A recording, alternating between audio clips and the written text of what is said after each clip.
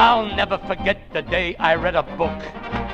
It was contagious, 70 pages.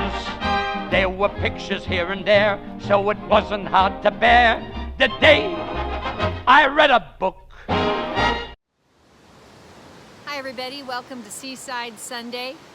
So when I was walking along the beach the other day, I found this shell right here. This is just one half of it, of course. There's another half. These shells are called jingle shells because when they're washed up on the sand, they kind of jingle in the sand. And that's why they're called jingle shells. It's a great shell. It kind of reminds you of an oyster in a way, but it's something that's a little creature kind of like that in a way. I'd like to read to you today from a book called When Grandma Gatewood Took a Hike, written by Michelle Houts and illustrated by Erica Magnus. Many years ago, in a not so fancy, rather crowded log house in the woods not far from the Ohio River, Emma Rowena Caldwell Gatewood grew up with 14 brothers and sisters. Eventually, she got married and raised 11 children of her own. Emma had the greenest thumb and the most bountiful garden north of the Ohio River. She relished life's simple joys like finding Dutchman's breeches in bloom on a spring morning and visiting with neighbors near and far. When other folks started to buy cars, Emma chose to walk. She walked over a hill to care for an ailing neighbor. She walked to town to clean houses for others. 5 minutes or 5 miles, Emma didn't mind the walk. The roads of Appalachia twisted and turned, but Emma's route always took the most direct path, as the crow flies. No matter what that it took a body over hills, through thickets, or across streams, Emma always got to where she was going on foot. One day, after her children were grown and raising children of their own, Emma picked up a magazine. She found a story about a man who had spent months walking the entire length of the Appalachian Trail. It was a long hike, 2,000 miles long between Georgia and Maine. Several men had completed the journey, but not one woman. Humph, thought spunky old Emma. If a man can do it, so can I. Of course, Emma was an experienced walker, but hiking? Hiking was something she knew not much about. So she read about what she might need on the trail, and she sewed a nifty sack from a yard of denim fabric. She stuffed it full of clothing and food. Then, on a morning in July, Emma Gatewood went by bus to Maine and climbed up Mount Catafin. After she'd signed her name on the official Appalachian Trail register, she was on her way. If she walked south and stayed on the trail, she'd be in Georgia before Thanksgiving. On the first day, she hiked over rocks and around a lake.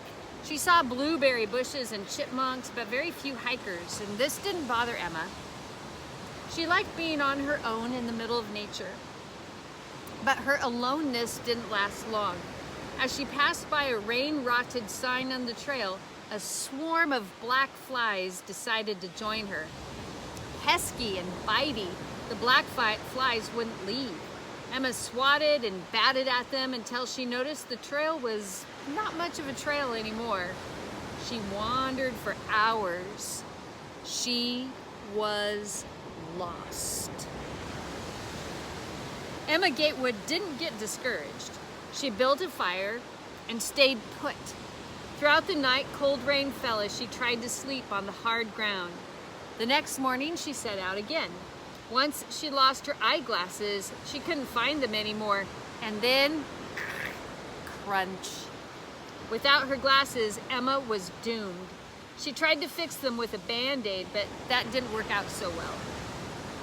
Overhead, 2 airplanes buzzed the treetops. They flew low and slow. Now what in the world could they be looking for? Emma wondered. Then it hit her like an acorn falling from an oak tree. They were searching for her. The search planes couldn't see the tiny old lady lost in the brush, so she decided to take a hike back the way she'd come. When she rounded a bend and ran smack dab into a search party, everyone was surprised. A park ranger took one look at Emma Gatewood with her fly bites and broken glasses and shook his head. "Go home, Grandma," he told her. He was the first person, besides her own grandchildren, to call Emma Rowena Caldwell Gatewood Grandma. But he surely wouldn't be the last. Just like that, Grandma Gatewood's dream of hiking the Appalachian Trail had ended. Back to Ohio she went. As summer turned into fall, Grandma Gatewood continued to do all the things she loved. She visited family in California. Back home in Ohio, she taught her grandchildren to recognize the call of birds in meadows. On walks in the woods, she pointed out tiny bluets that grew in the cool shade and lingered well into July. When her late summer garden was overflowing, Grandma took to canning. She put up jellies and jams, pickles and wax beans. Her cupboards were bursting with the fruit of her hard work. And when fall turned to winter, Grandma cared for folks who were sick. She quilted and sewed and scribbled down poems as they popped into her head.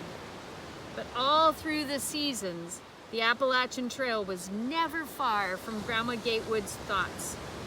She just had to find a way to fulfill her dream. Then one day she had a thought.